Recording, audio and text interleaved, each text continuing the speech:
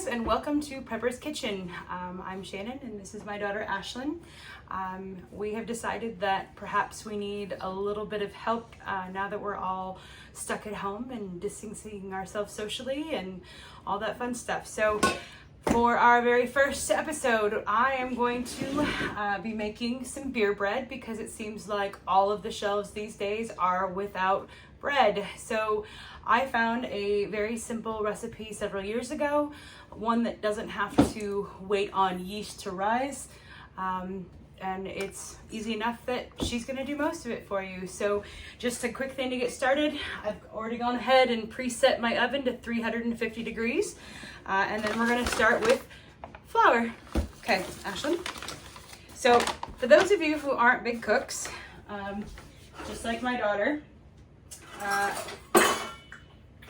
it's good to remind yourself that with flour, we never ever pack. And I'm gonna tell you right now, with this recipe, it calls for 3 cups, but go just shy of 3 cups because it ends up being too much otherwise. Okay, so what I do, go ahead and have them hold the 1 cup measuring cup.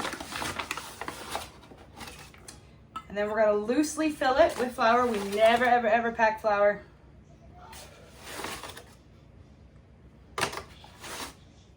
Okay, 1. So 3. Oh, and I forgot to mention, we did wash our hands first, and you know, we should be all washing our hands a lot. Good. Okay. Okay, 2. And again, I'm not quite filling these cups because I found with this recipe, you just want to go shy of 3 cups.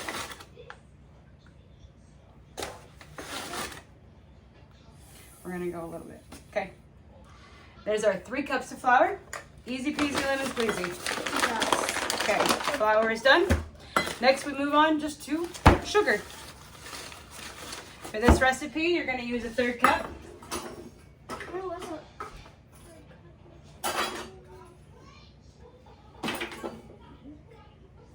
1/3 cup sugar. This one, go ahead and fill it up nice and flat.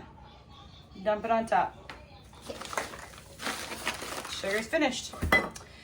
Okay, next we're on to baking powder, not to be confused with baking soda. So baking powder, we're gonna do 1 tablespoon, which since I see right now my tablespoon is in the dishwasher. So we're gonna use a 1/2 tablespoon. And again, with baking powder, you wanna make sure it's a packed scoop. So get in there and then scrape it. So there's 1/2, and then she's gonna do the next. Ooh, okay, turn it sideways. Turn it sideways, there you go. Okay? Okay. All right, and then it's a 1/2 teaspoon of salt. Just plain old table salt. That's a 1/2 tablespoon, honey. Oh, 1/2 teaspoon. 1/2 teaspoon. See, look, 1/2 TSP, not TBS. Okay, hold it over. Make sure it's flat.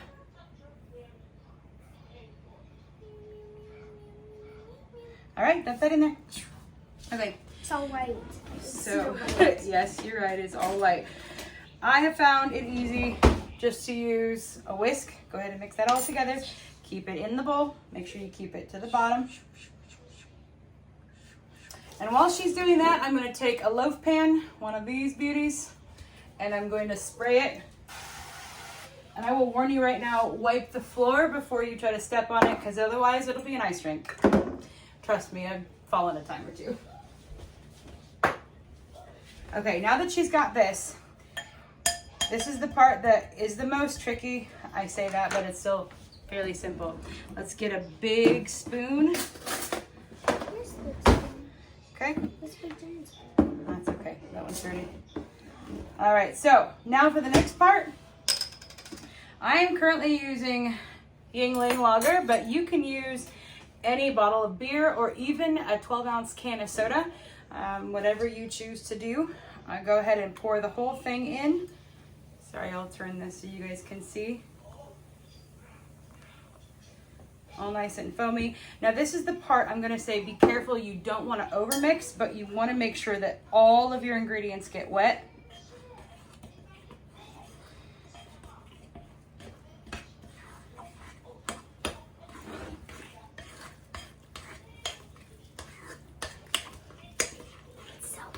And that flour will sit at the bottom, so be sure that you're scraping the bottom of the bowl. But it's not like the hot bread. Yes. Okay, so just like that, I made sure all of the flour from the bottom is mixed in. I don't see any flour patches inside. So then we're gonna just take it and scrape it. Yeah. Okay.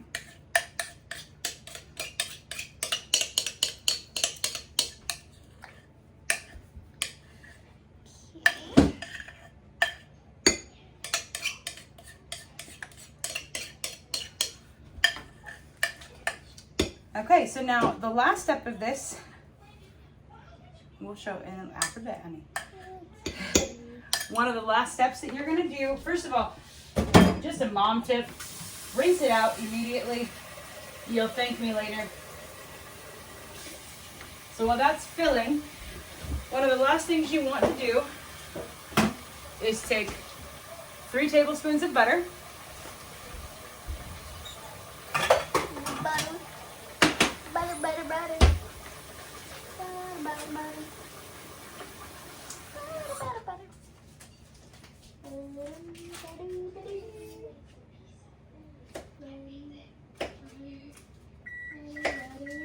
Oh, that means my oven is ready to go. Perfect timing right there. 3 tablespoons of butter, throw it in the microwave. You really ought to use a cover for butter, just you really should, but I guess I'll just clean up the mess later if it explodes. I feel like I should be saying some inspirational words like, hey, stay inside, wash your hands. This will be over soon. But, you know, we all know where we're at. Okay, so my butter is mostly melted, so all I'm gonna do is pour it over the top. Whoa. It gives it a nice Crunchy. that's right, a nice crunchy golden top to it. And, So, like that. An outline. So then I'm gonna stick it in the oven, and it's gonna bake for the next, I'm gonna set the timer for 40 minutes. You wanna check it then. If it's not quite brown on the top, you're going to give it a full 45 to 50 minutes. As I'm gonna do that, what Ashlyn is trying to show you, go ahead. A finished loaf. A finished loaf without, 2 finished loaves. Beautiful. So here is the lovely finished loaf.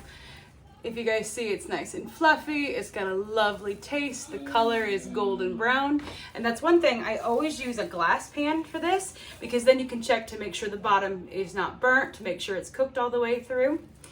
And then I let it set out on a cooling sheet until it is cool to the touch. But I would make sure not to wrap it until it is completely cool. But this bread does not last in our house, does it? You just had a piece. But what do you think? Do you think this is an awesome bread that they should try? Yes. All right, well. Go and make it. Have fun. As you saw, that took us all of, what, 10 minutes maybe? Nope, it says 9 minutes and 23 seconds to make a loaf of bread. And no yeast, no kneading, no mess, no fuss. So, all right, join us for another episode. Bye.